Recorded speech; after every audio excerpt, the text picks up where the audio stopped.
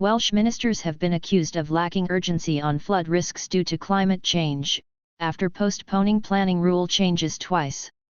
The policy, based on the latest advice, was due to come into force next month, but the minister said that was no longer achievable. Opposition parties and environmental campaigners have expressed concern at the delay. The Welsh government said it was important to get it right.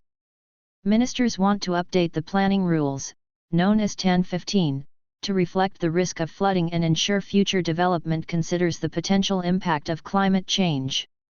The new policy will require developers and councils to consult maps produced by Natural Resources Wales, NRW, that show projected as well as current risk levels. The government had intended to introduce the new rules on December 1, 2021, but a week beforehand they were postponed after councils raised concerns.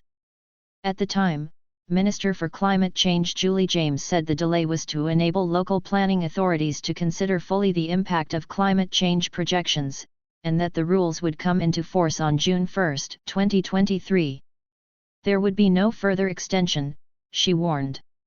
However, last week, Ms. James wrote to Send members, MSS, saying that date would no longer be achievable, and that it was unlikely the changes would happen before the end of this year.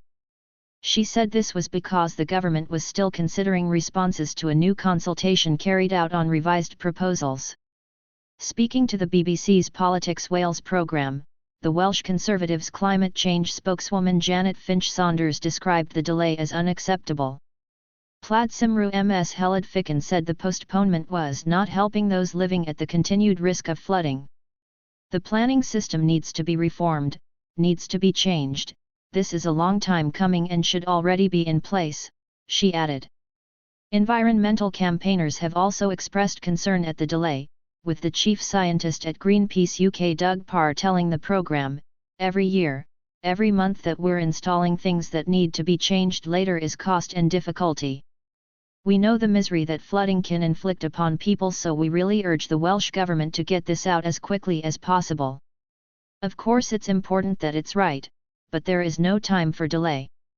Responding to the comments, the Minister for Climate Change told the programme the revised rules were designed to make sure that climate adaptation is properly done in our local authorities, that the serious flood containment assessment plans are in place, and that we have the right development for our towns and city centres so that it's resilient into the 21st century.